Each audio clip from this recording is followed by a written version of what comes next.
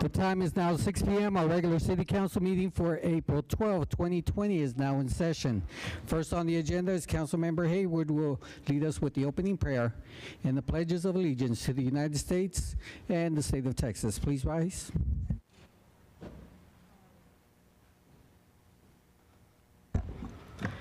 Heavenly Father, thank you for allowing us to come here safely tonight.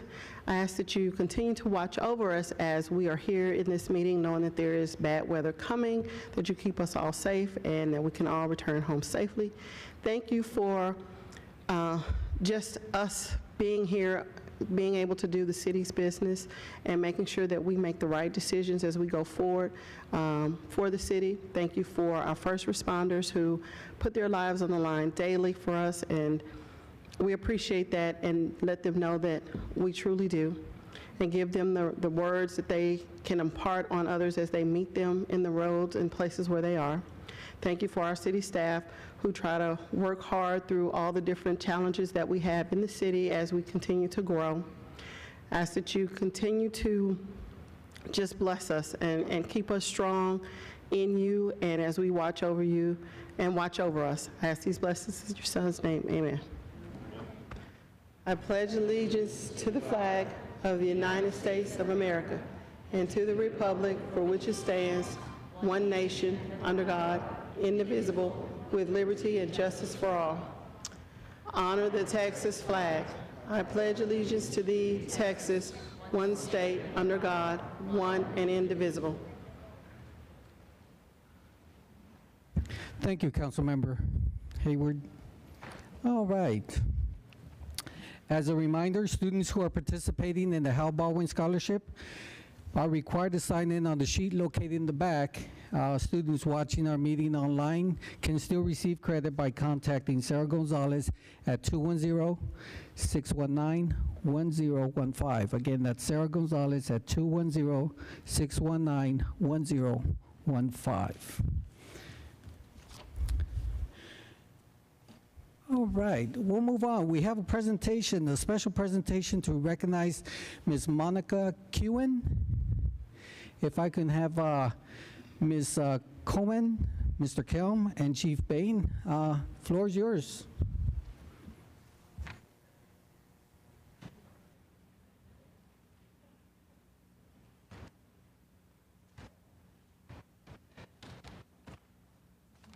Come on up.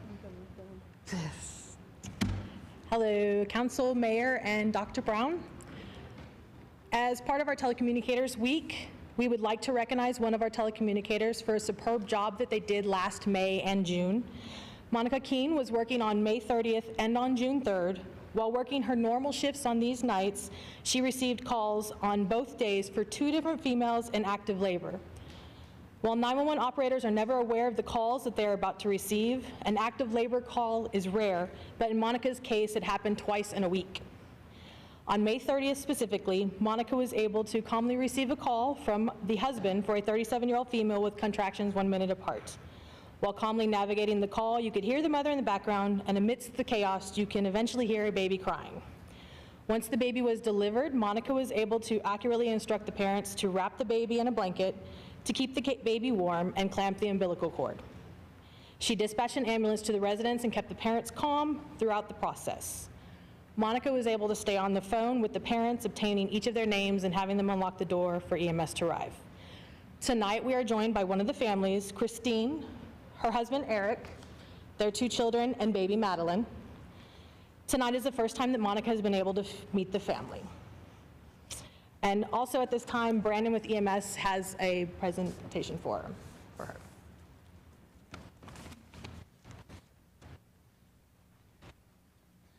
Good evening, Council. One of the things we do in EMS, when one of our paramedics successfully delivers a baby in the field, we present them with a stork pin, pink for a female baby and blue for a male baby. And tonight we have 2 certificates and a pink stork pin to present to Monica for a successful delivery of the female baby. So thank you. Thank you very much. Thank you.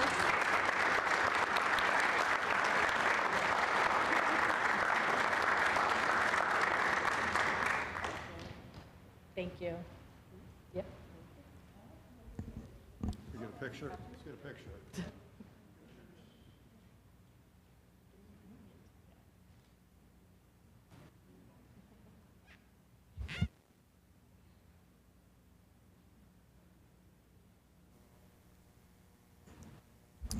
Thank you.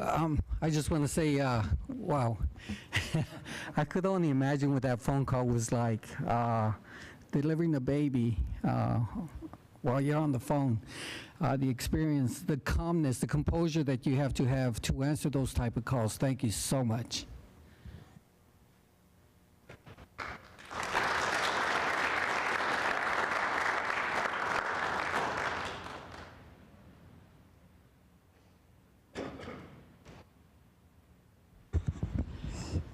We also have a couple of proclamations.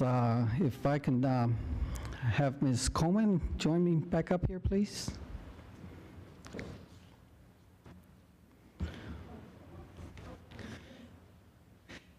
Let's get the whole team up here. Yes, definitely.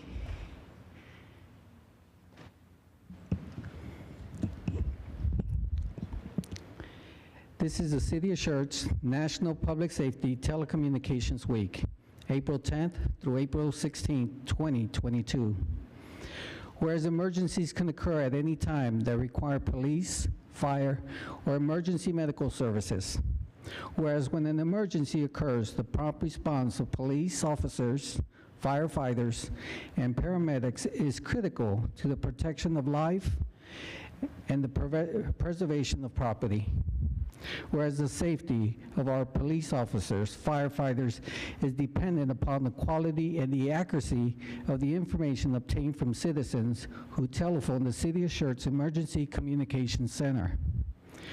Whereas the public safety communications for the City of Schertz answered 50,341 administrative calls, 50,000 911 phone calls, created over 50,429 police calls for services for the City of Schertz and the City of Cibolo, and 12,800 EMS calls for all of Schertz EMS response area.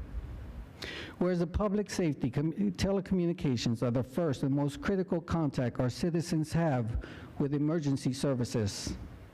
Whereas public safety telecommunicators are the single vital link for our police officers and firefighters by monitoring their activities by radio, providing them information, and ensuring their safety. Whereas each dispatcher has exhibited compassion, understanding, and professionalism during the performance of their job in the past year.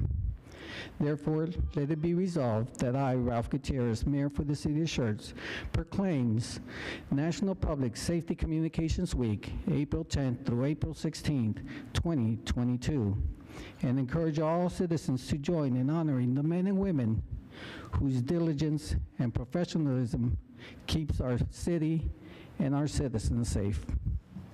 Thank you all. Mike's yours.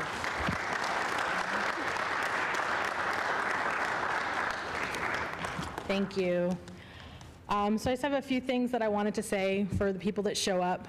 My people show up at rain and shine and now snowstorms, night or day, holiday or not, pandemic or normal times. Our dispatchers show up every day to do a job that many cannot do. They have trained their minds to be calm in every situation. They are people who were selected in a difficult hiring process to do an impossible job. There are not enough words to describe how awesome our team of dispatchers are, but I'm going to give you a few. They are dedicated to our department, to the job, and to the citizens. They are resilient to a constant roller coaster of emotions that they may go through in one shift and then come back and do it again the next day. They are compassionate to the callers who are experiencing their worst day and may take it out on them. They are diligent and hardworking. They are committed to getting responders where they need to go and help to the callers while remaining calm and efficient. Our dispatchers wear many hats. I am grateful that they chose the City of Schertz to call their home away from home, and I appreciate the hard work that they perform every day to keep the city safe.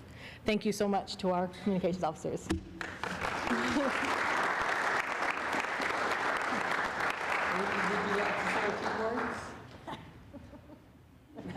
This is one part where you don't have composure.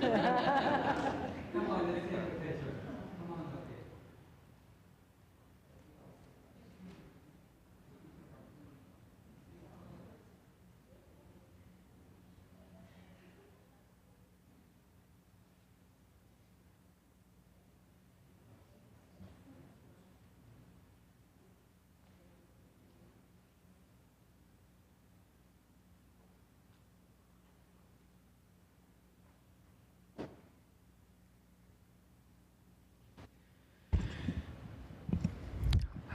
We have our next proclamation. May I please have, is it Mark Bain? Chief Bain and I can't, the last name, Lagunas. For the whole staff, come on up, come on up.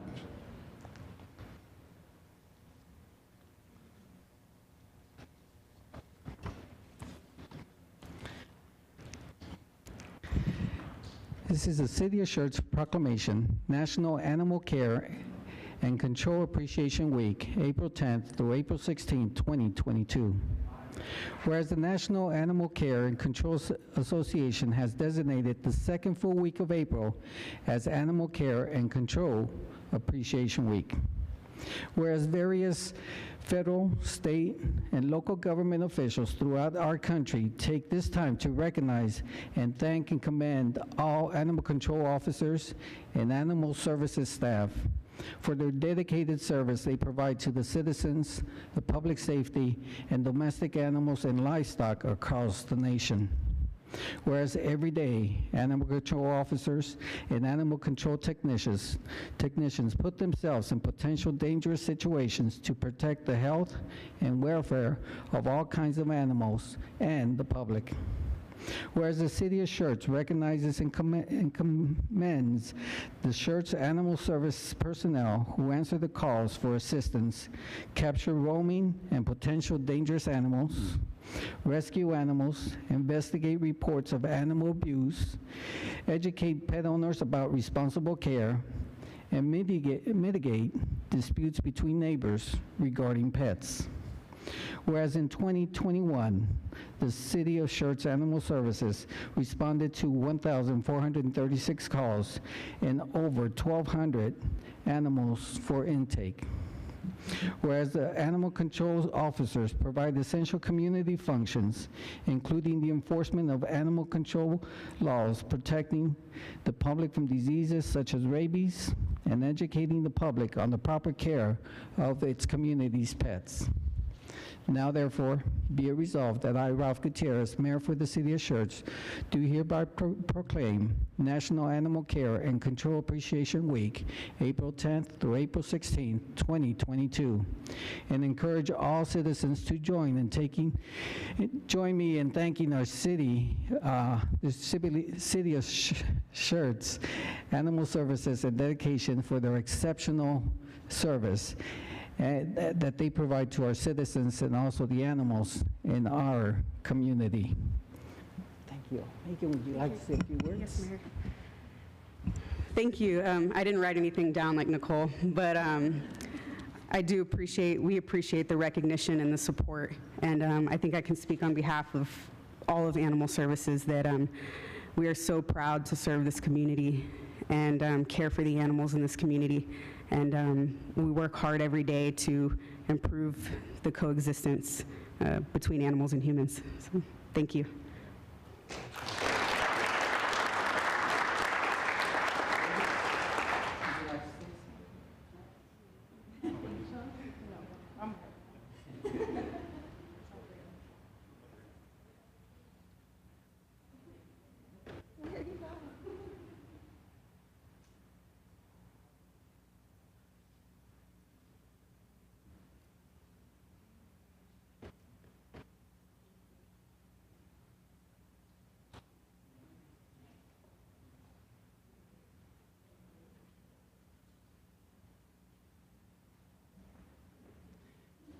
Thank you. You guys are the voices for our furry animals, and we appreciate all you do for our community.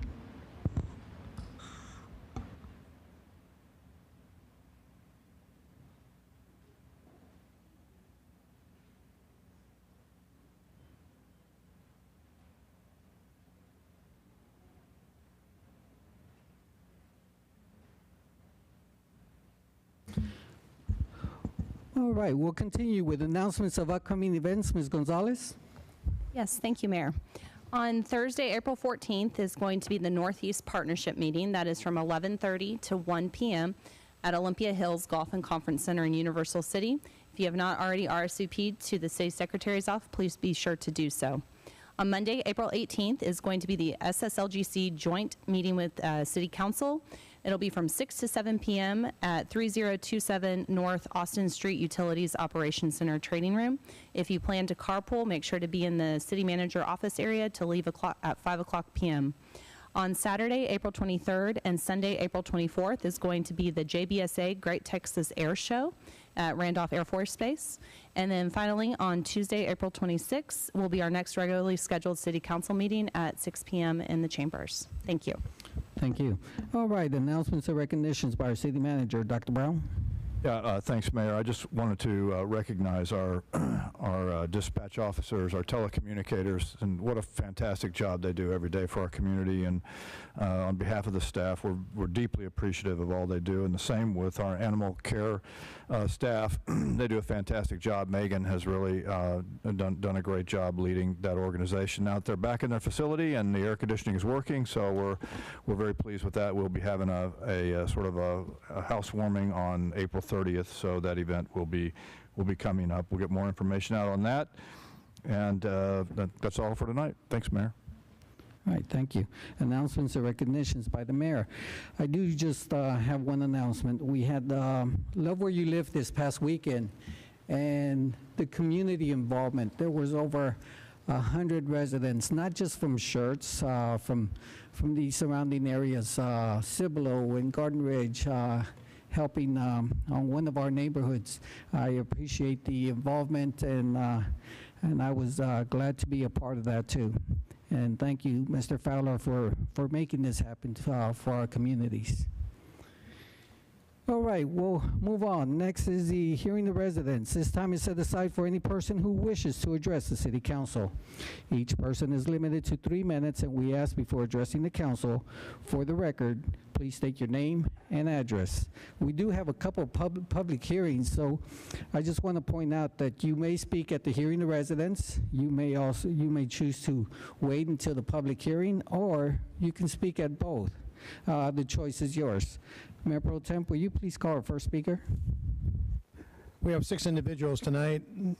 First individual, Mr. Daniel Jameson.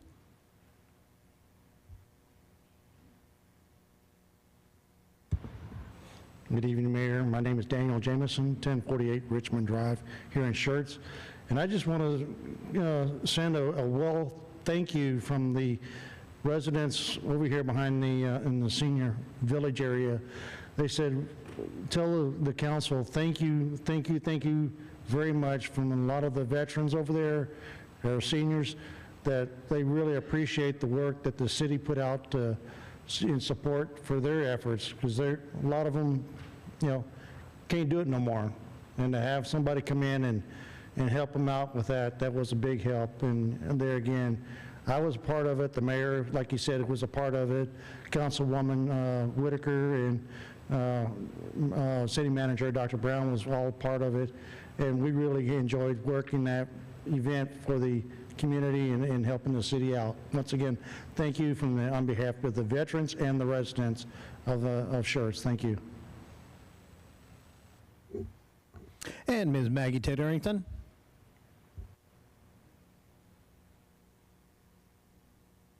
Good evening, Council. I'm going to reserve my remarks for the public hearing, the second portion, and David Gleason, who is also the next on the list. I have a letter to read for him. We'll save that. This Friday, we will be closed for Good Friday, both of our chamber offices, and next week is our traveling chamber luncheon, which will be at Bella on the Vine. We are sold out. It is our nonprofit luncheon focus, but we do have a waiting list, so if you waited a little bit too long, it's okay. You can be put on that list.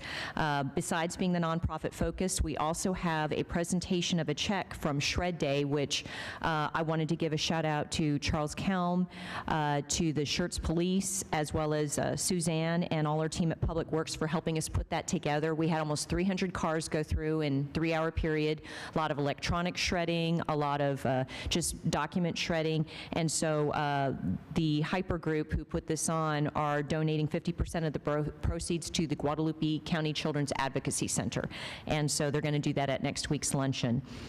On April 21st of next week, we have 2 events on that day. Ribbon cutting at our Schertz office to welcome real estate with Jill at 10:30 in the morning. And then we have our first quarterly 3-business mixer. It's going to be at Santikos Entertainment, party on the patio from 5:30 to 7. We have 3 businesses that are putting this on. Santikos Living Spaces and Northeast Lakeview College. Great prizes provided from Living Spaces. I'm hoping it's a living room set or something. Probably not. But food, drinks, fun, games. So if you're able to make it, please do so. We finished our taste event, and I want to thank all of the community that came out and bought the taste game cards and participated in our 25 vendors. The winners that we're going to be presenting the trophies to for best entree was Abel's Diner. Best beverage was Tropical Smoothie Cafe. Best appetizer was Willie's Ice House, and best dessert was Nothing Bundt Cakes. So it was a great turnout, and all the restaurants just really, really appreciated the new clients that came in, the new customers. And the last thing that I have is today was our Leadership Corps Day. We went to Austin, we toured the Capitol, we met with Representative John Kemple, we met with Senator Donna Campbell's office, and of course I'm still beating the drum for small business incentives and grants, but was told a little bit of encouragement. Senator Campbell's office said that they did have some ARPA funds left over from other projects. There was no promise, but there was approximately $40 million that is kind of just sitting there. And so that is going to be one of the discussions that they're going to be having about the possibility of using some of that $40 million to do some kind of a small grant incentive. Don't know what it's going to look like, don't know anything else, but that's all I need. Just give me that little seed and I'll start pushing on that. But other than that, that is all I have. Thank you. Oh, Maggie Titterington, 1730 Schertz Parkway. Okay, next individual on the list is David Gleason, but I understand there's a letter from him that you'll read during the public hearing. Okay, sounds good. Next on the list, Mr. Dana Eldridge.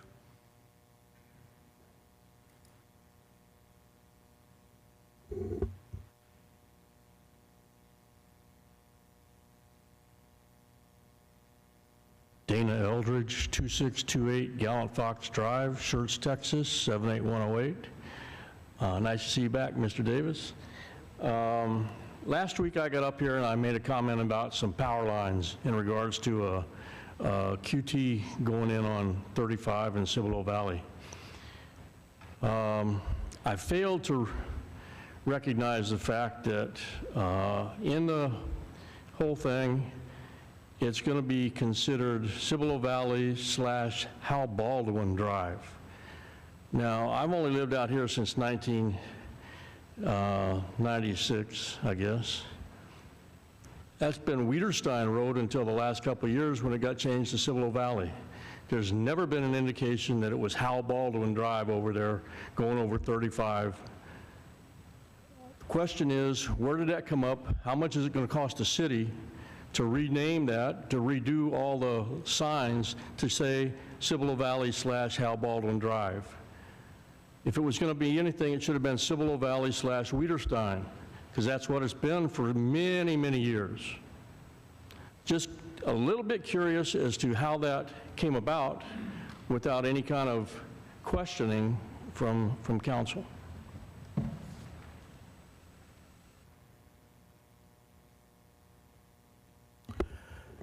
Next on our list is Ms.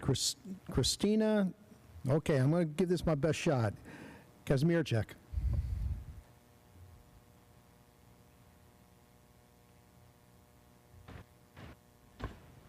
Hello.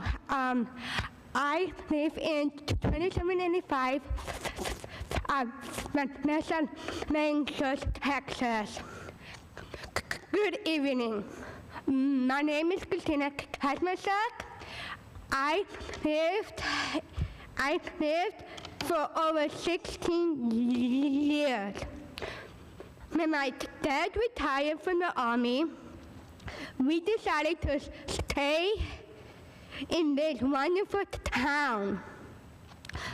My 3 brothers and I graduated from Clemens High School. I have been working at the YMCA for 6 years and enjoy volunteering in community events. This crown and sash I am wearing are because I am the Texas Miss Amazing. This is a pageant for cursed women with disabilities. I would like to use my Miss Amazing title to advocate for people with disabilities and raise awareness of the fact that many of these people in our community have difficulties finding and keeping jobs. I would like to see in Schertz a stronger and active commitment to inclusion, with a plan to create communication between people with disabilities looking for jobs they enjoy, and business in need of employees. This helps them to feel part of the community and build self-esteem. People with disabilities have so much to offer. Just help open the door for them to be a valued member of the community. Thank you for your time. Thank you so very much. Thank you, Christina. Thank you for sharing those thoughts with us. And finally, Pastor Zach White. Good evening, Council. I just wanted to say officially thank you to Brian James and the city staff for all their hard work to update some of the ordinances that will be discussed tonight. Appreciate you.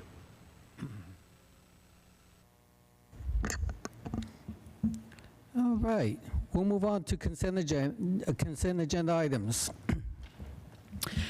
These items are considered self-explanatory, and information packets are provided to council and available for public viewing. These items require no separate discussion unless requested by council. Item number 1, minutes. Approval of the minutes of our special pre-budget retreat meeting on March 25th, 2022, and the minutes of our regular meeting on April 5th, 2022.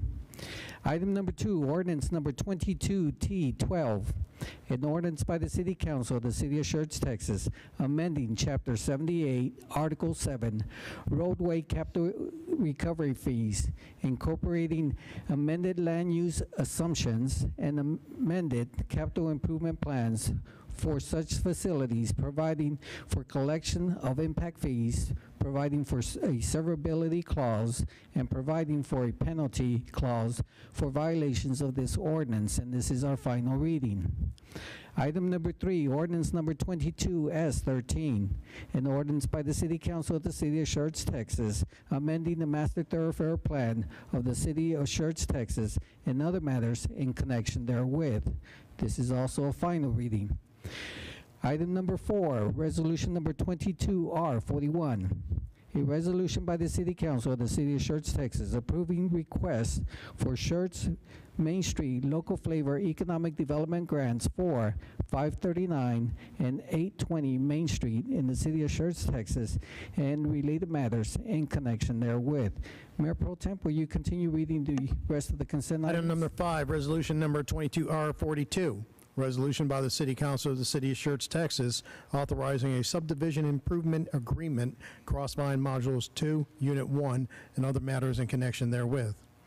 Resolution number 22R30, resolution by the City Council of the City of Schertz, Texas, authorizing the acceptance of a warranty deed from Schertz 1518 LTD for Lot 1, Block 1 of the Schertz Forest Unit 1 Edition in the City of Schertz, Texas, and other matters in connection therewith.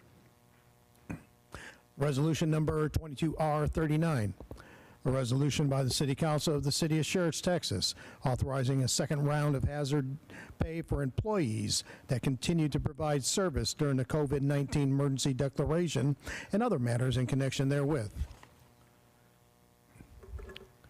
Item 8, resolution number 22R40, Resolution by the City Council of the City of Schertz, Texas, authorizing an ambulance purchase from the American Rescue Plan Act funds and other matters in connection therewith. Item number 9, Mayor, I'd like to pull this item. I'll read it, or I can read it right now if you choose. Read the ordinance number. Ordinance number 22S15. Okay, thank you. Council, do any of the others need to be pulled for separate action? Okay, do we have motion to approve consent agenda items number 1 through 8? Second. Motion's been made by Councilmember Hayward, second by Councilmember Mayor Pro Tem Scagliola. Council, any other comments? Let's go ahead and call for the vote. Aye. Aye. Aye. Aye. Aye. We have 6 ayes, no objections, motion passes.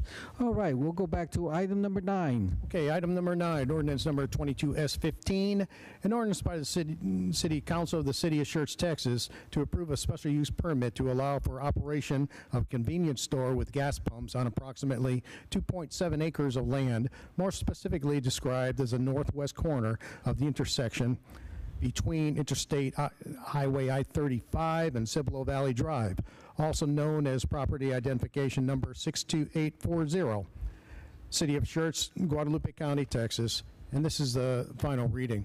Okay. Okay.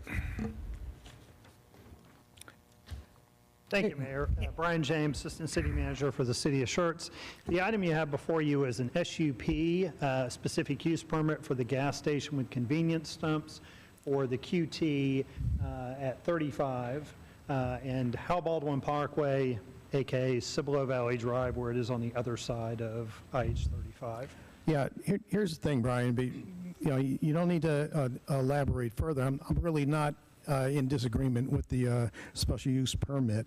Yeah, I have to believe that Quick Trip has done their due diligence, and they believe that's a good location for their operations. Once again, no problem with that at all. Okay. Says, what I'm concerned about is the naming of streets. Sure. After members of this council or even residents without any type of prior notification or discussion on the items. So I'd very much like to see us actually have an opportunity to discuss that. I know it goes back a long ways. I was here on the council when we talked about renaming certain parts of the city in honorarium. I don't want to get into it now because, as I said, I'm not in disagreement with this specific agenda item.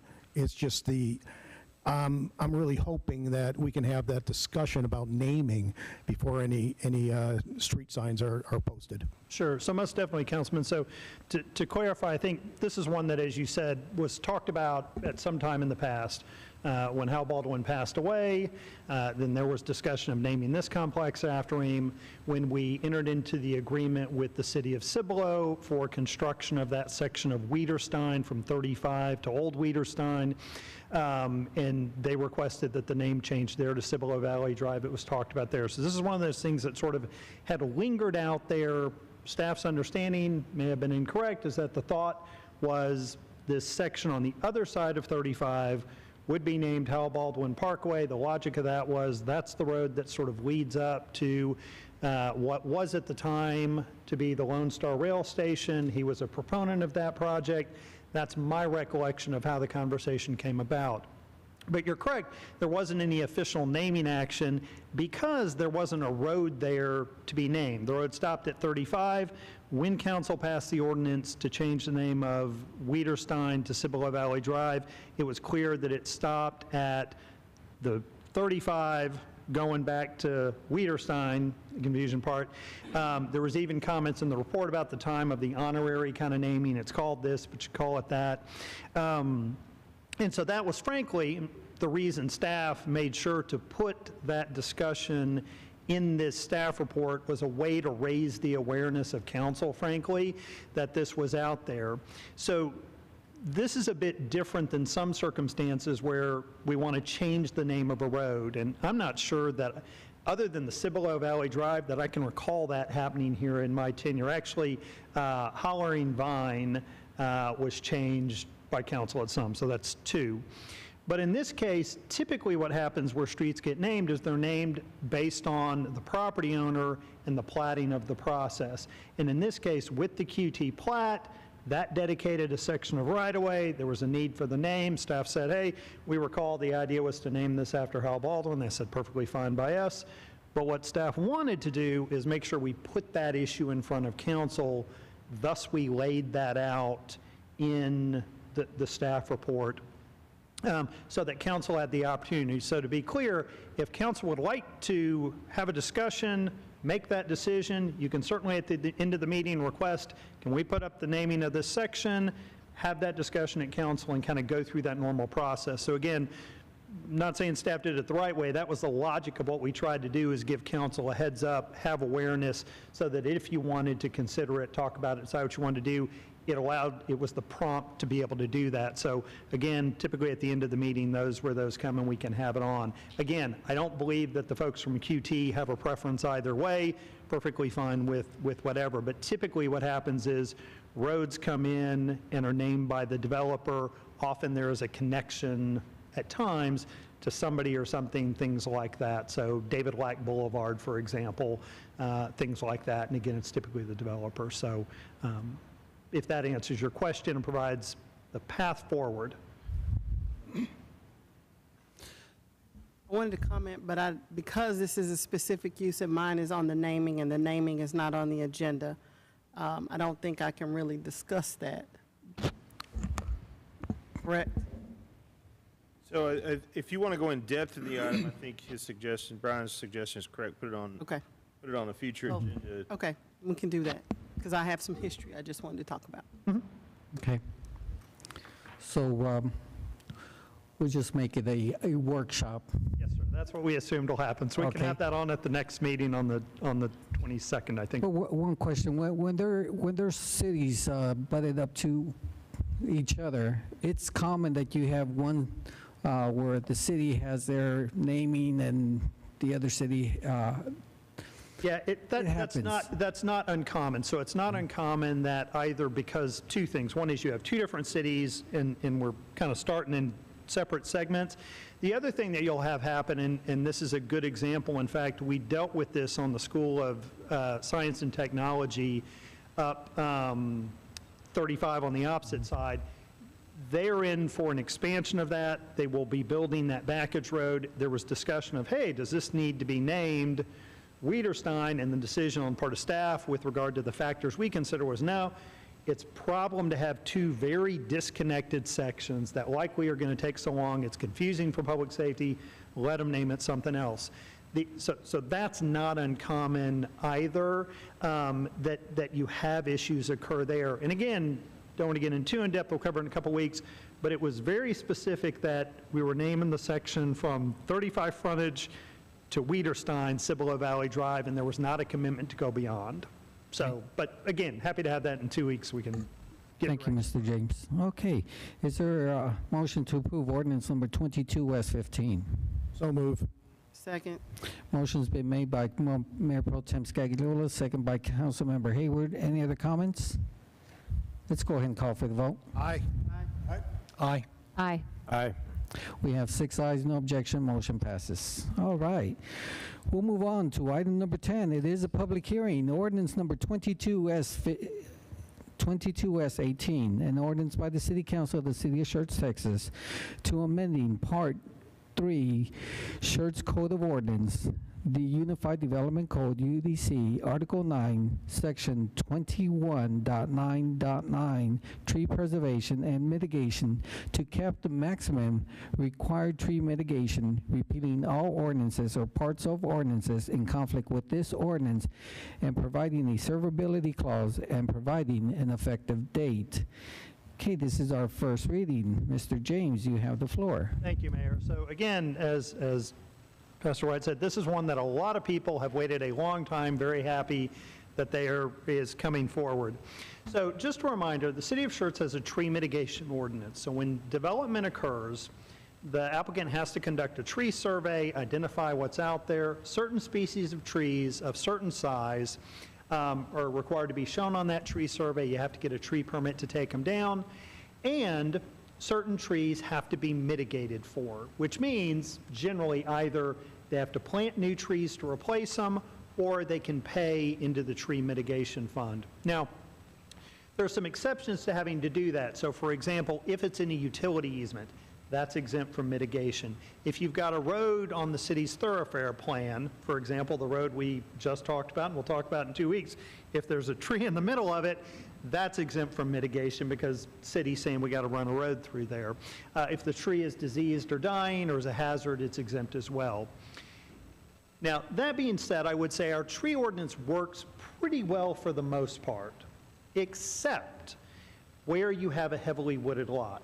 And when you have a heavily wooded lot, what happens is that tree mitigation requirement can be substantial. We've gone over this in a couple of work sessions. The Kellum project, I think, paid over $250,000. Bush's Chicken, over $60,000. And so while one of the goals of a tree mitigation ordinance is to get people to be thoughtful about what trees they take out, try to design around them, and I think our ordinance does that, when you've got a heavily wooded lot, there's really not a lot you can do. And in part, that's because of other city requirements. So the city has very strict requirements on drainage and grading to make sure we don't flood our neighbors out.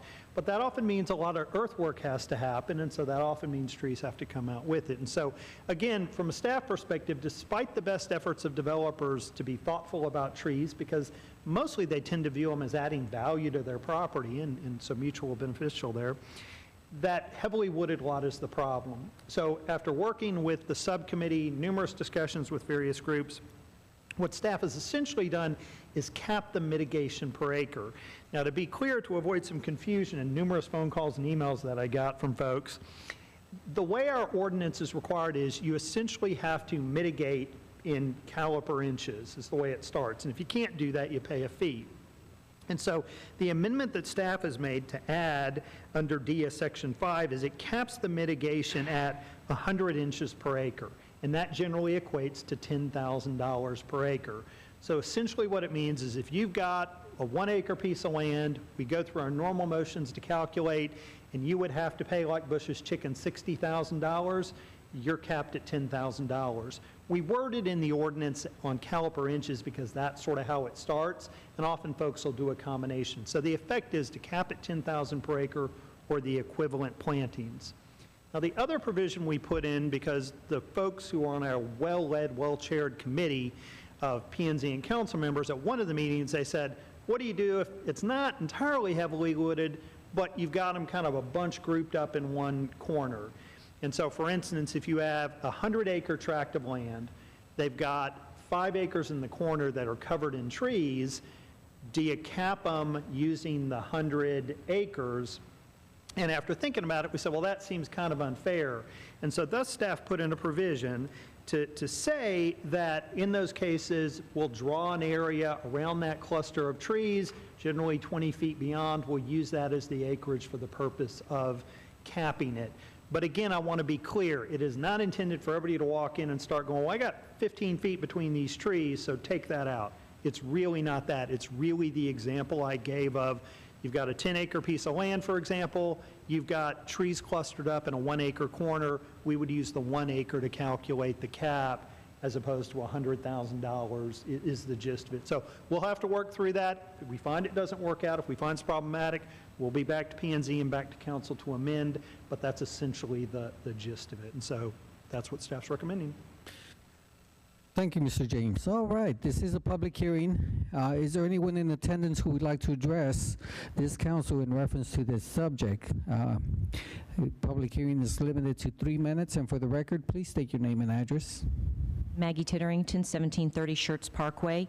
And actually, David Gleason, Managing Partner, Brightar DG Schertz LLC, Dallas, Texas. I will read his letter first. He apologizes that he could not be here. Below are a few supportive comments regarding the proposed changes to the site design standards regarding sites that have an unusually dense tree coverage.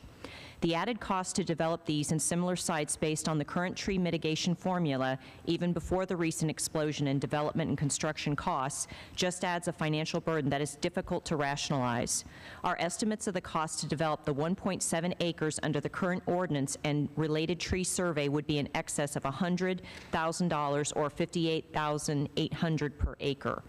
Therefore, as the developer of the Revolution 2 track for the learning experience and other developers with projects in Schertz, we support the staff recommendation that amends the ordinance that caps the maximum amount of mitigation per acre at 100 inches or $10,000.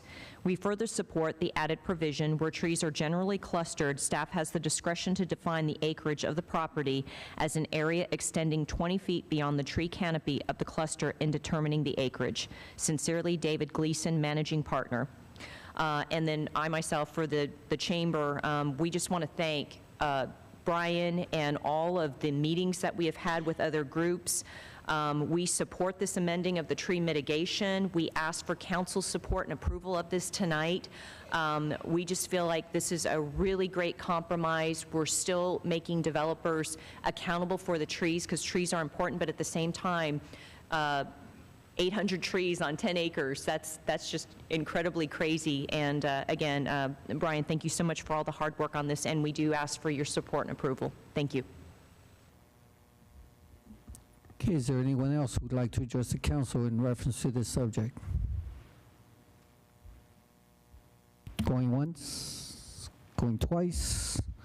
Public hearing is closed. Okay, council, floor is open for discussion. Councilmember Brown. Yeah, I fully concur and support this. It's a long time coming. It's been a real burden on, especially the small developers.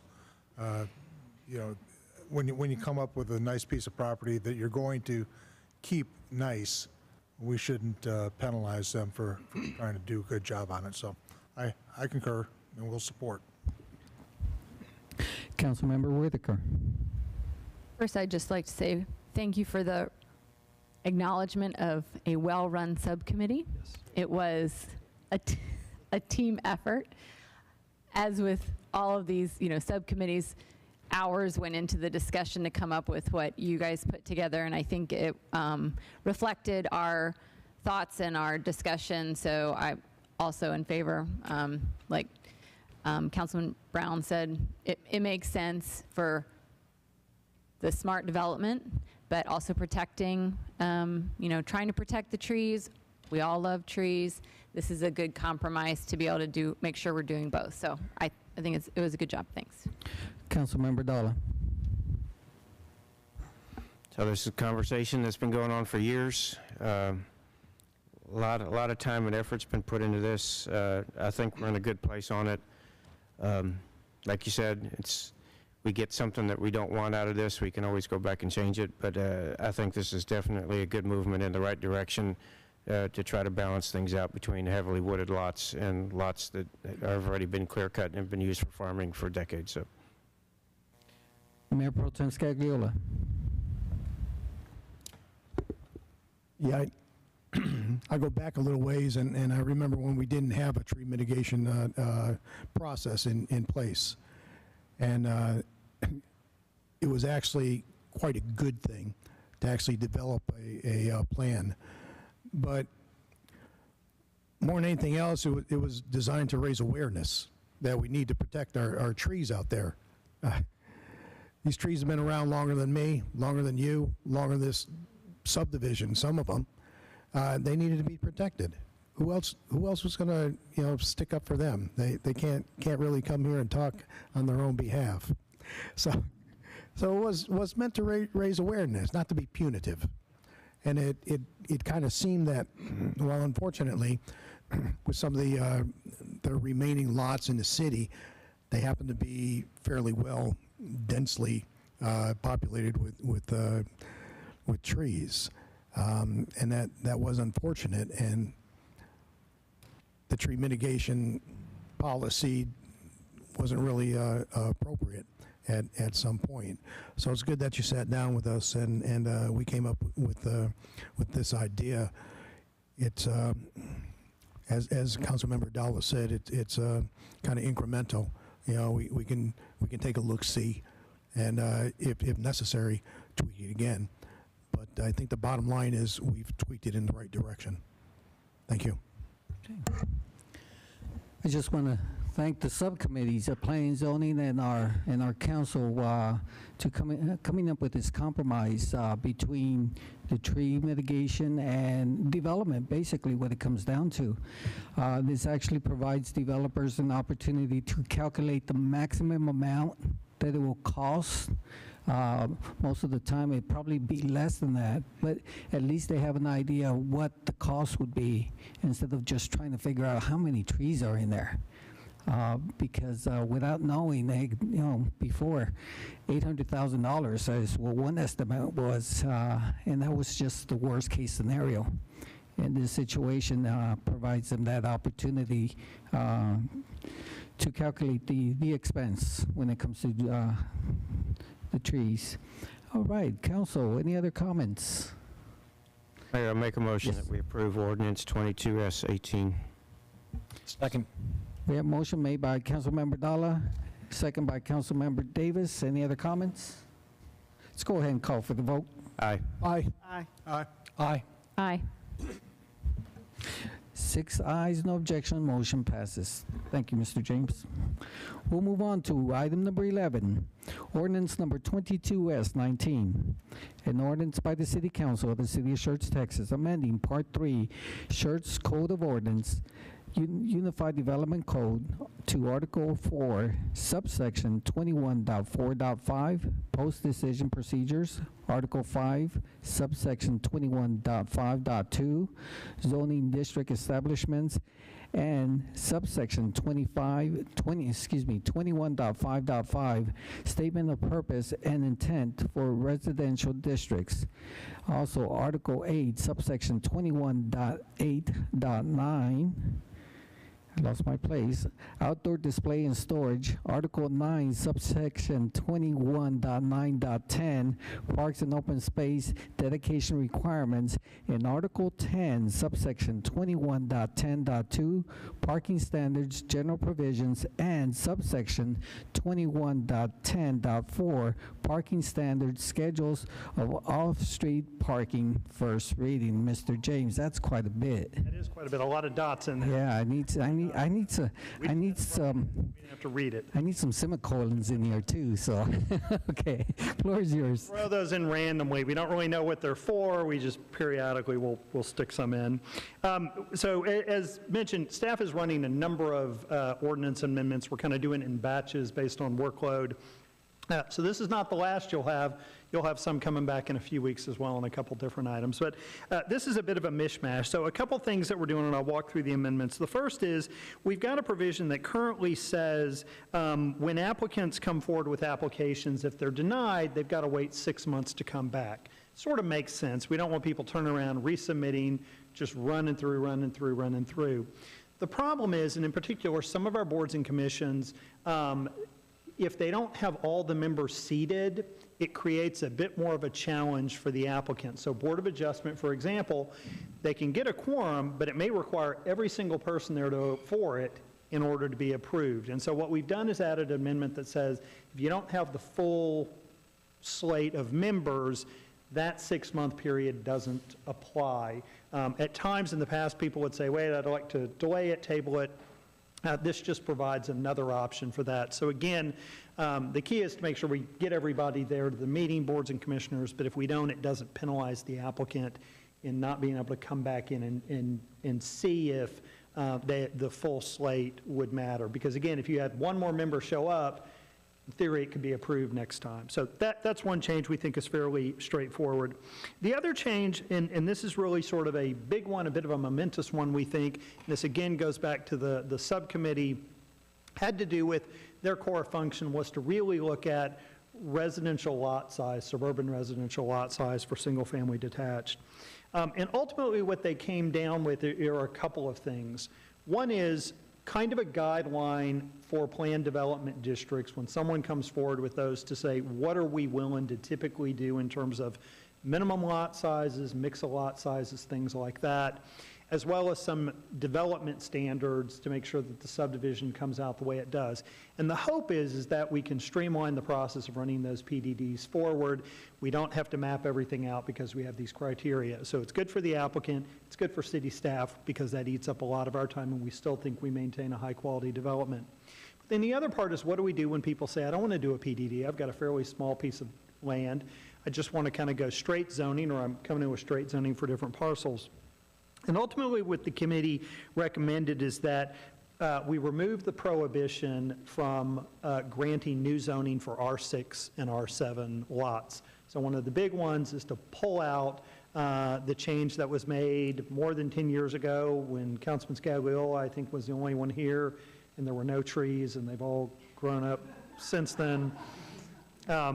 But council, at the time, to deal with some particular problems, passed an ordinance to amend to not allow. We're basically undoing that, but we're putting in some criteria to restrict the size of the tracts that can be zoned, those small lots.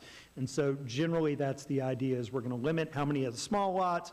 We're still shooting for larger lots to balance those and offset.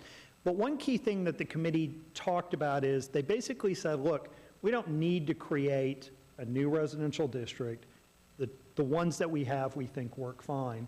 And then the other really was to set that minimum lot size based on those zoning districts.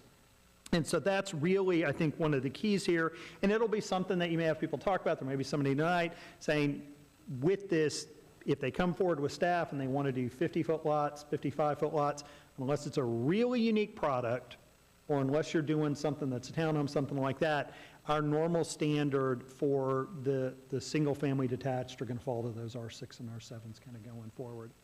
And then with that, we've put in some of the other requirements for design changes. One has to do with having the parking space at the mailbox locations. We've had a few issues there run through TSAC, require those to be covered.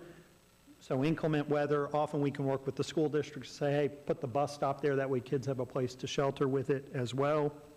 Going forward, require a certain amount of open space if there's not a park being dedicated, and so we've laid out criteria for that they would get the credit for. That's per the current ordinance. And that's really the gist of it that we're doing, is including that, and then there's a curvilinear provision through the street design standards. So what this really does is hopefully streamlines the process, lets folks know on the front end, this is what you can expect to get in new zoning from the city of Schertz, and allows us to deal with some of the affordability issues that we've got. The next provision has to do with some of the problems we're having with parking on Main Street. First and foremost, we've on a couple of occasions had people, when some particular situation may occur, in this case with the pandemic and the material shortages, part shortages, things like that have created a backlog, or when a part of a current facility goes under construction, they're forced to kind of move out of some areas.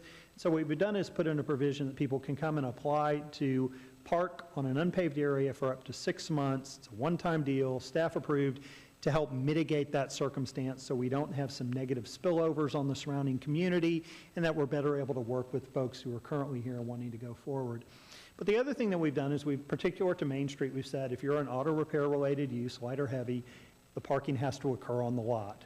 Too many cars spilling over on other properties, creating issues there, and so that's one of the provisions we've put in as well. But the idea is to really get the 6-month provision, let everybody kind of work with that. Again, staff will work with folks to roll this out. It's not an immediate enforcement, it's plan with them. And frankly, I will say, I think we've got issues with pretty much all the auto-related businesses on Main Street who are parking on unpaved areas where they shouldn't be presently.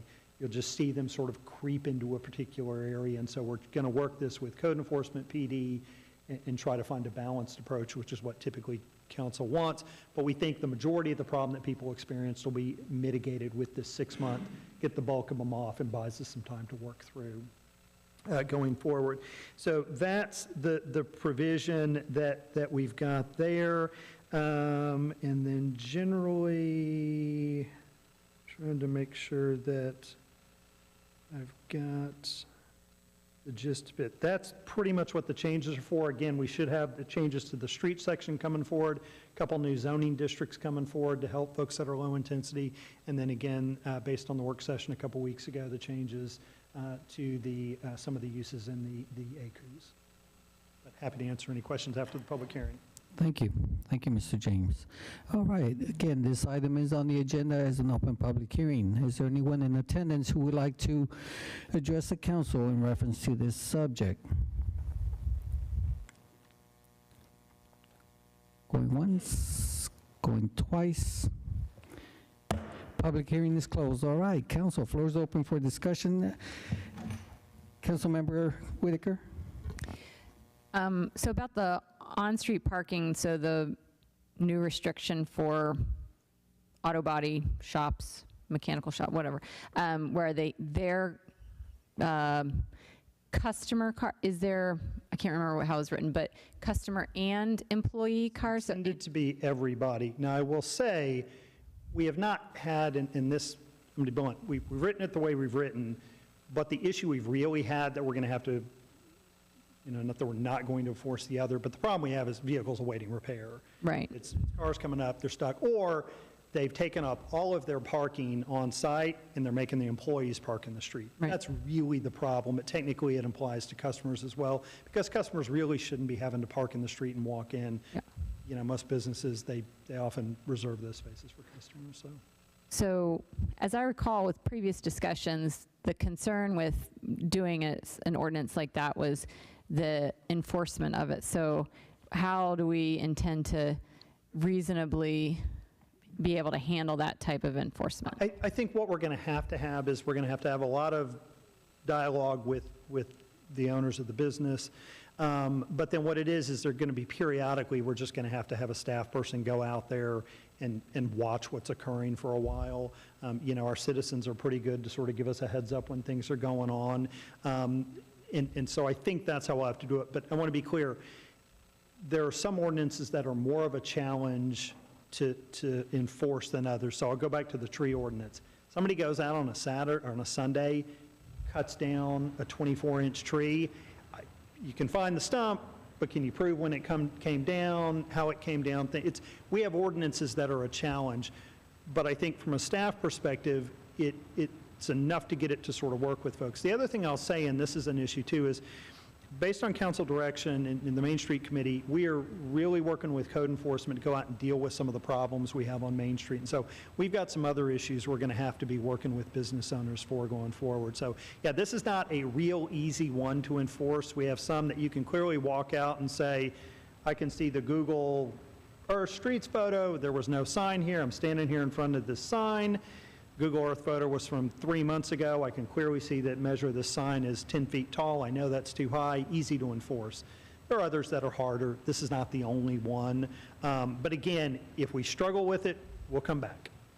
There's just not, we went through pretty much every option we can come up with, and this is, we think, the best that has the fewest negative consequences unanticipated. I think it's a good compromise that, you're trying to work with the businesses, trying not to restrict who can operate or, grant people that are already there. But it does seem reasonable to say, I know that part of that zoning, when you put in a new business or remodel, from a residence to a business, you're required to have certain number of parking spots, and that's based on, I guess, what you anticipate the business attracting. So parking is always something that we consider with the zoning, and some of the things just seem to be a little out of hand. So I think it's a good, to me it sounds like for now, if depending on how the enforcement part of it goes, but it's a good way to compromise to try and get that more workable on Main Street. We think so. We really don't think we're going to start seeing an issue with enforcement for 6 months, because we think those business owners are going to come and ask for that 6-month parking on the grass while they come up with a game plan. We work with them on that. Don't we think the business owners are generally favorable to this? No. To parking them behind the fence for the 6 months? So I think the business owners are certainly in favor of allow the 6 month to park on the grass behind the fence. Yeah, that they all would be happy with. We have some other business owners throughout town who will be happy with that as well. And then I think as time goes on, when it pops up and we have a problem, they'll be happy with that. That's an easy one that I think generally there's support for. Okay. Mayor Pro Tem Scagliola. Yeah, let me talk about the zoning for R6 and R7. This is counterintuitive, but an R6 is a larger lot than an R7. Crazy. It should be the other way around maybe. But I'm looking at here, and it says the maximum size tract can be zoned R6 is 30 acres. So larger size lots, 30 acres. but the smaller size lots can go up to 40 acres. I thought it was reversed, but I may not be sure. And the other thing is, is staff aware that sometimes, I don't want to sound cynical or anything, but sometimes developers play games and they'll come in and try to zone 29 acres so they can get all R6.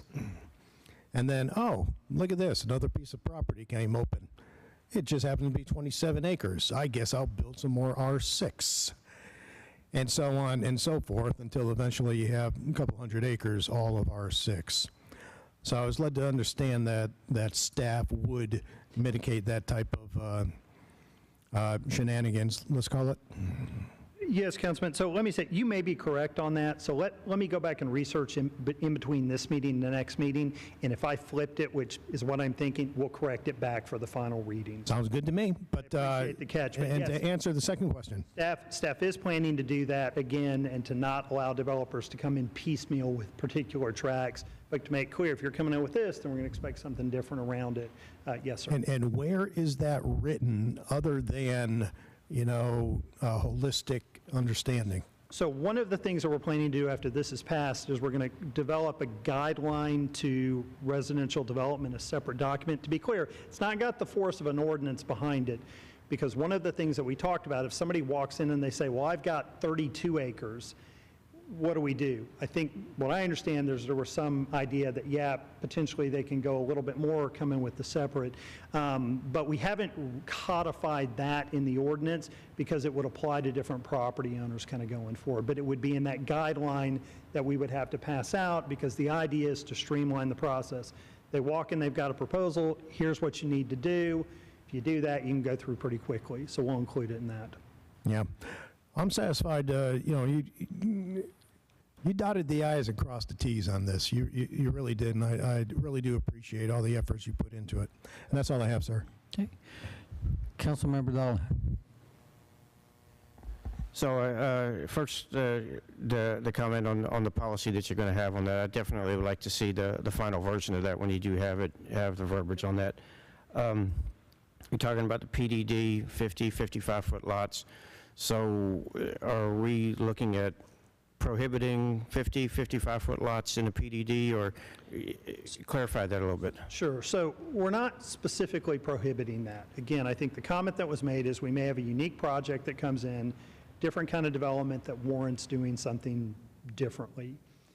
So there will be some exceptions, but those will be fairly rare.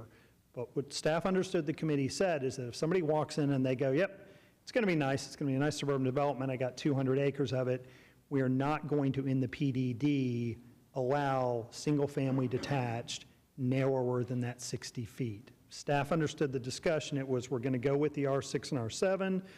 If you're doing single-family detached, that's the narrowest width that you get. Again, council always have the ability to approve something else, but yeah, I want to be real clear. That's what staff is saying is when they walk in, staff will, with that sheet, say, yep, we're not going to support 55s or 50s. There's nothing really unique about it.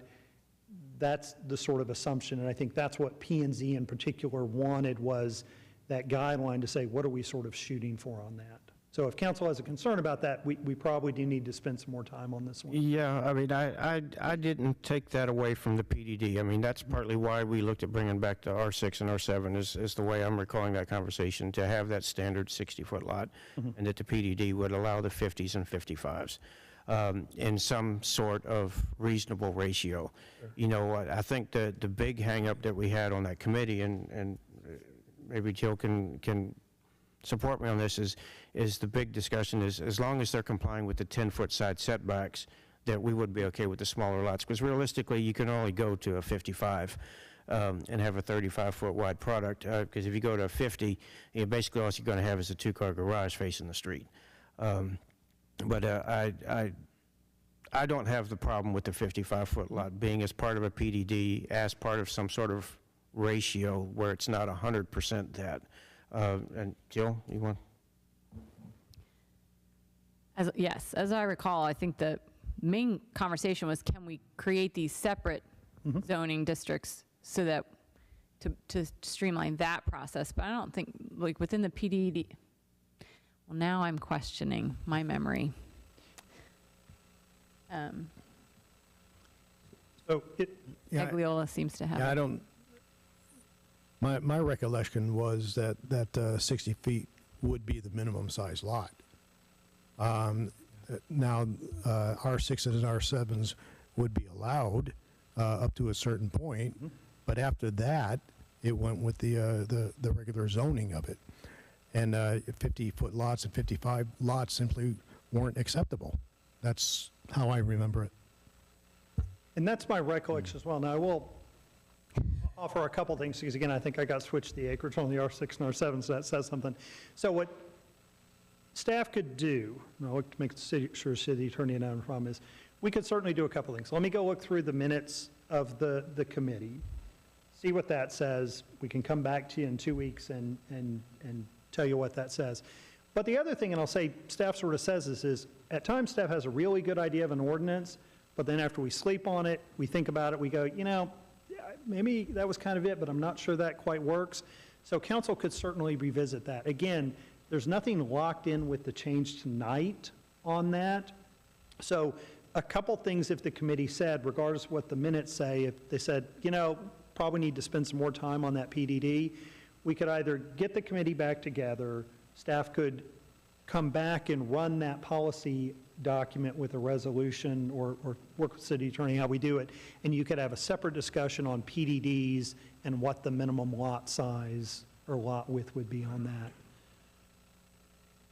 if that makes sense, if you want to keep this moving. Or certainly, and again, it's perfectly fine with staff, if you say, let's table this one, let's go back, get those answers, we'll come back, we'll discuss it then, perfectly fine with that. I would prefer that we table this and we clarify this. Sure. You know, the idea of the PDD is to be something unique and different, and if we basically make it impossible to do anything smaller than a 60-foot lot, again, I don't want to see something to be 100% 55-foot lots, but if we have 100 acres and we have 10 acres, it's 55-foot lots with 10-foot side setbacks, which is one of the distinguishing features that we really discussed quite a bit, and a percentage of 60-foot and some 70s in there, maybe a few 80s, you know, whatever. With all the other things that we're now requiring with the curvilinear streets, with the bump outs for the mailboxes, that I think that can make something really special, a nice community. And it also brings back the discussion of, you know, the cost of the lots and the development cost, and how do we have houses that are at a lower price point. You know, I think I'm going to stop saying more affordable housing, with the average new price in Schertz being $422,000. You know, I think we're doing well if we can find a development that will bring in a house in the 300s right now. And that's just kind of the nature of the business, and there's, you know, nothing else that is going to change that at this point. But I think that's part of the discussion of being cognizant of what's going on, and I think we need to take a step back if that's what we need to do to make sure we get this right. Councilmember Davis. I agree with Councilman Scaglio and Councilman Dahl, but I have concerns about just tabling this ordinance. Is it possible for us to vote on and act on this ordinance with the resection of the particular UDC codes that need to get addressed? Because I don't want to turn around and things like the post-decision procedures I think is important. Yeah. And kicking that down the road does not help. And the same thing with the parking issues that we have. Yeah, so you could certainly, what you could do, and I'll make sure the city attorney nods, but you could recommend approval of the other sections, not the residential. Staff will then look at that, pull it together, see where we've got, depending on what we find from the record. Worst case scenario, we just need to run that through P&Z, but I think it makes sense if we're going to make adjustment, we run it back through P&Z. So yeah, staff is perfectly fine with saying we're going to recommend approval of this with the exception of the section having to do with the residential development. We'll pull that out, and so you'll have a clean ordinance next time with the other sections, and then we'll do the research and come back through with it easy enough. So happy to do that.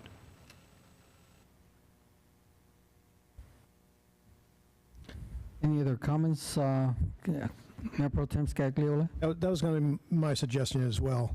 So if there's no further discussion, I'd like to move that we approve ordinance number 22S19 with the exception of the, I think that's Article 5 and Article 8. Are those the two that are in No. disagreement? Does that include Article 8? Because Article 8's the outdoor display and storage. Yeah, no, it's Article 5. Okay, just Article 5. Okay. It's really Article 5. The other, the part you can like kind of go for. Got it. I think we've agreed. Okay. Okay, we have a motion by Mayor Pro Tem Scagliola, second by Councilmember Hayward, to approve ordinance number 22S19, omitting the subsection, well, Article 5, subsection 21.5.2 and 21.5.5 in regards to the intent of residential district. Got that? Okay. Any other comments? Let's go ahead and call for the vote. Aye. Aye. Aye. Aye. We have 6 ayes, no objection, motion passes. All right, we'll move on to a roll call confirmation. Our City Secretary, Brenda Dennis, will provide us roll call confirmation votes on consent agenda items 1 through 8 and discussion items 9 through 11. Ms. Dennis?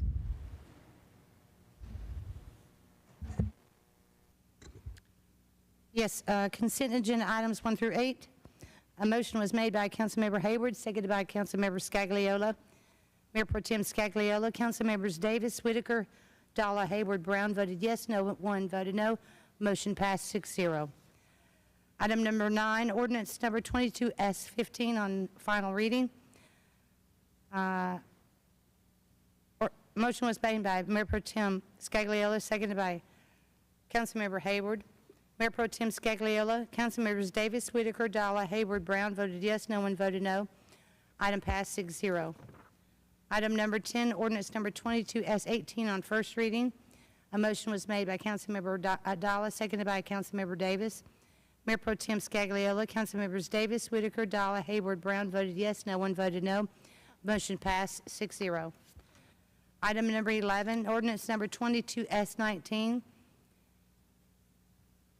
Motion was made by Councilmember by Mayor Pro Tem Scagliola, seconded by Councilmember Hayward, to approve ordinance number 22S19 on first reading, with the exception of Article 5, subsection 21.5.2 and 21.5.5 on first reading. Mayor Pro Tem Scagliola, Councilmembers Davis, Whitaker, Dalla, Hayward, Brown voted yes, no one voted no. Motion passed 6-0.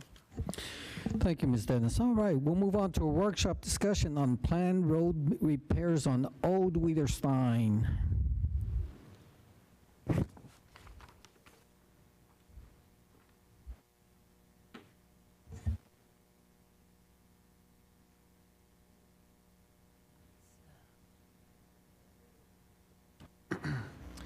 Good evening, Mayor, Council, Dr. Brown. Scott McClellan, the Assistant Director of Public Works. Tonight I wanted to do a workshop about a project that we're excited about in Public Works for your all's awareness. So it's on Old Wiederstein Road. So I think everybody's probably fairly familiar with the existing conditions that we have out on Old Wiederstein Road. A lot of edge failures and some pretty major rutting. And so this has risen to the level of that feel like we need to address it now instead of waiting until future years. And so the project that we're going to be undertaking here soon is along Old Wiederstein Road, starting at Cibolo Valley Drive and going to Dean Road, as you can see on the screen. Then some of the project details for you all.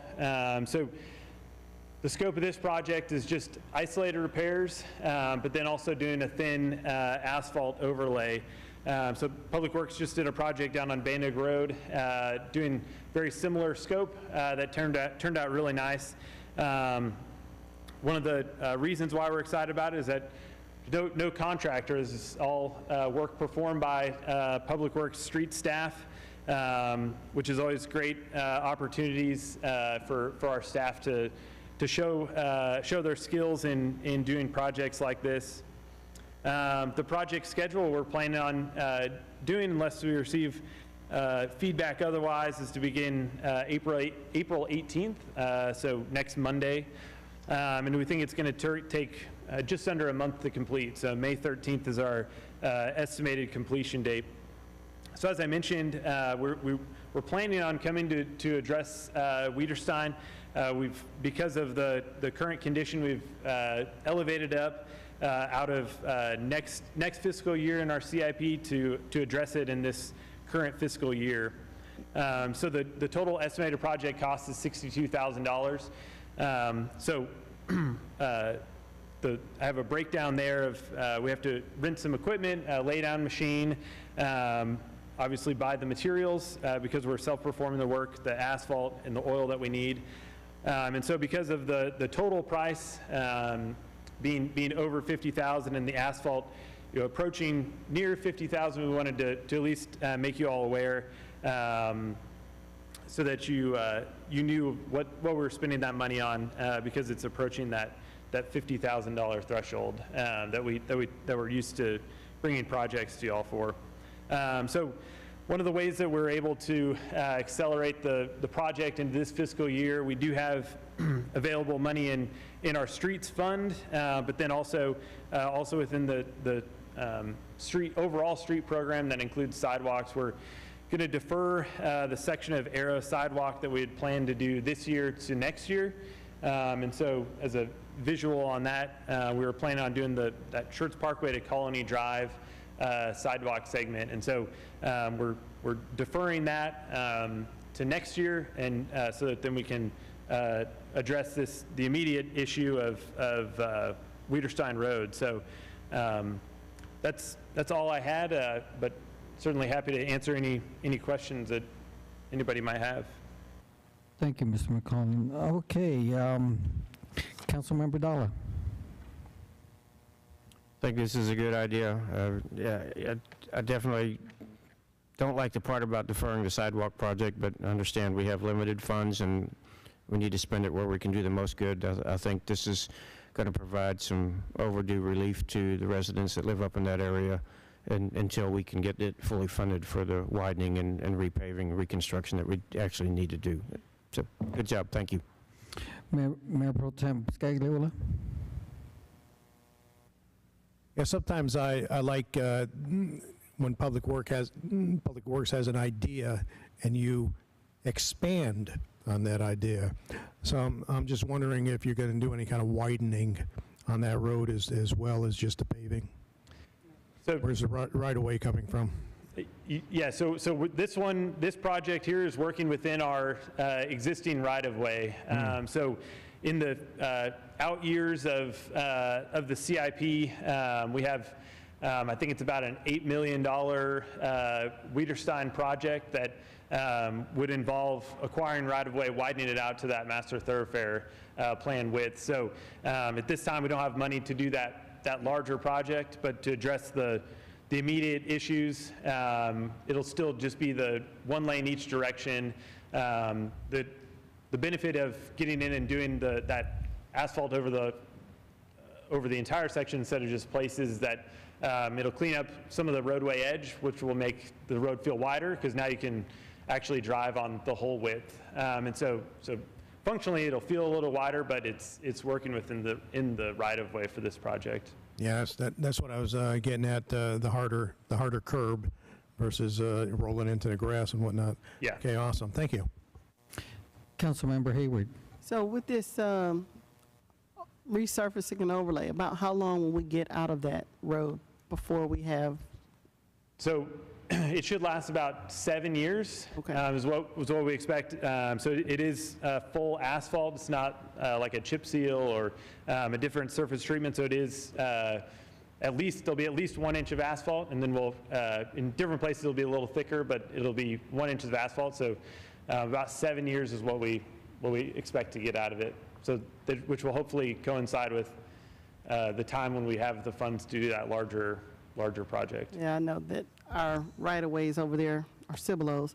On behalf of, I'm sure, the residents that are in Cibolo off of Dean Road and in Belmont Park and Riata, I think they'll be thanking you for getting this road repaired, because it's like when you're riding, you're like you're in a wagon and trying to dodge holes, and some of those people that actually bike down that road, it's a very challenging road. So I truly appreciate it, and I like the idea that, you know, our Public Works is going to take this task on and show us what they've got. So I appreciate that. Thank you. Just a couple of things. I'm optimistic and I'm pessimistic at the same time, because I think our staff is capable of doing this work.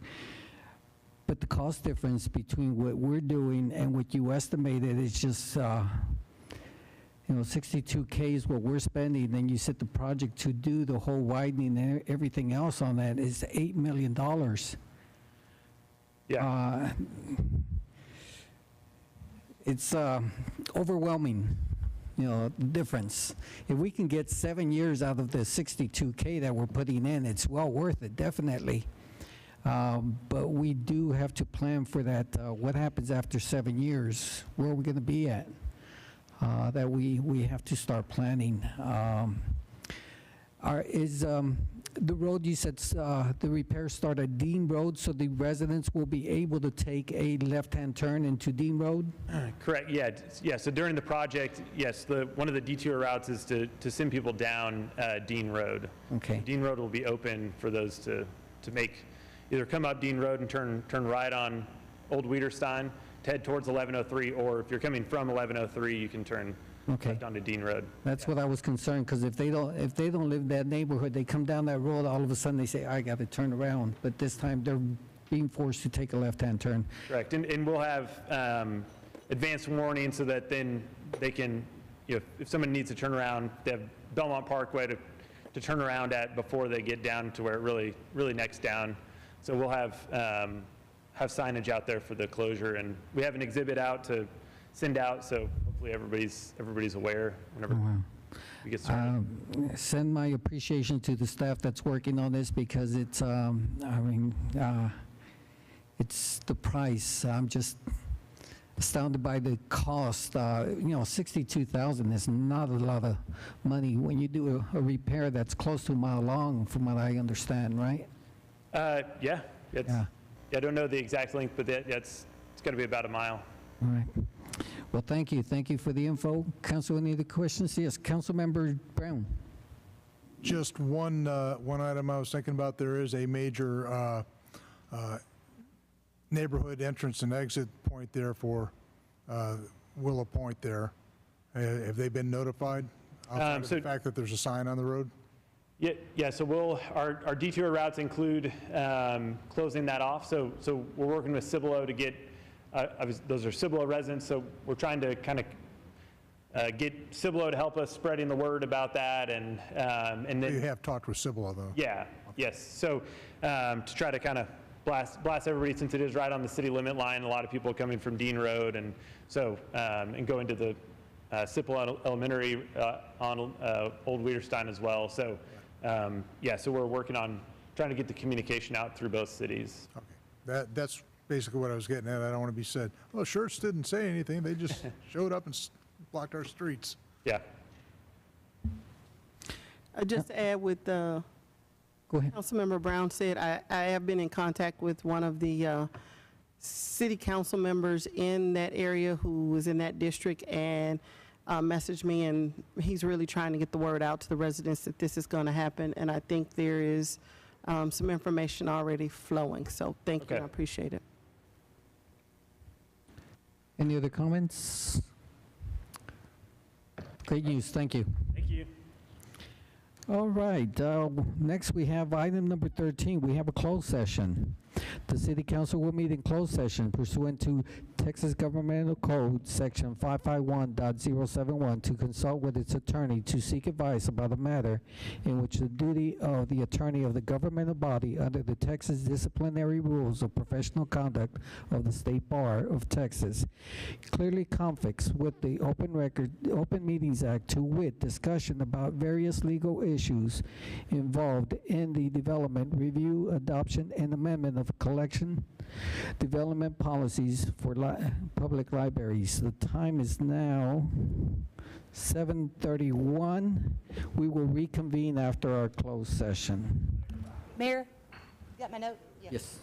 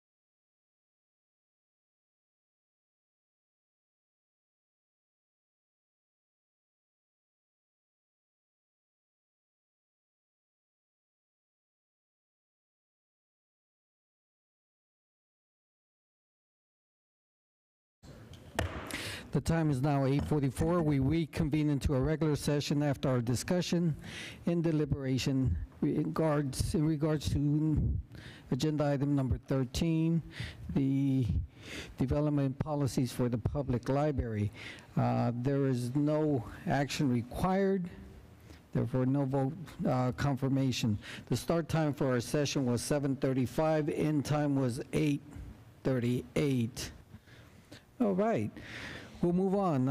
Any further announcements from our city manager, Dr. Brown? The only thing was that I was able to give a presentation on the state of the city, so to speak, at the Rotary Club of the Metrocom yesterday, and we had a very good session with them. So Okay. it was enjoyable. Thank you. I did forget to mention, item number 15 is our monthly update on major projects.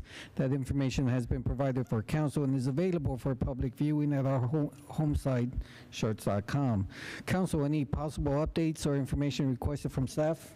Yes, I would like the street naming process. I can't hear you. Street naming process.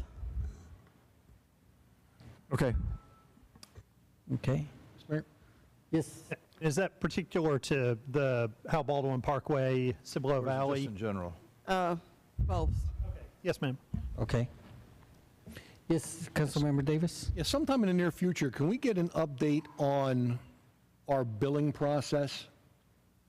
Specifically with regards to the bills that the city sends out and the city's policy on what happens if that pay-by date is on a weekend, and what is the city's specific policies on grace periods? Like, at what point do we initiate a penalty fee for not paying the bill? Is it immediately the day after, or is there a 7-day grace, 10-day grace, and what options do we have available for that? Yeah, we'll do that. We'll get that information to council.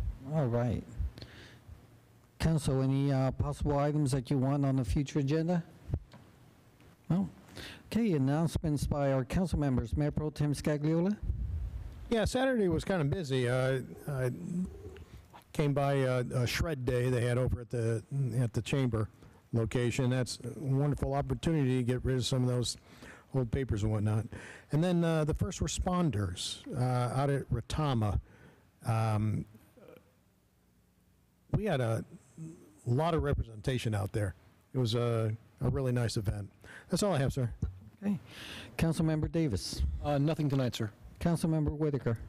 Last week, I participated in the Employee Appreciation Lunch, and some of the food came from Abel's. It was delicious, and the Staff Appreciation Committee, I guess it is called, did such a great job. I think everybody that came through enjoyed it, and it was fun to help out there, and it was good to see the city putting that together, and that committee putting together a nice luncheon for the city employees.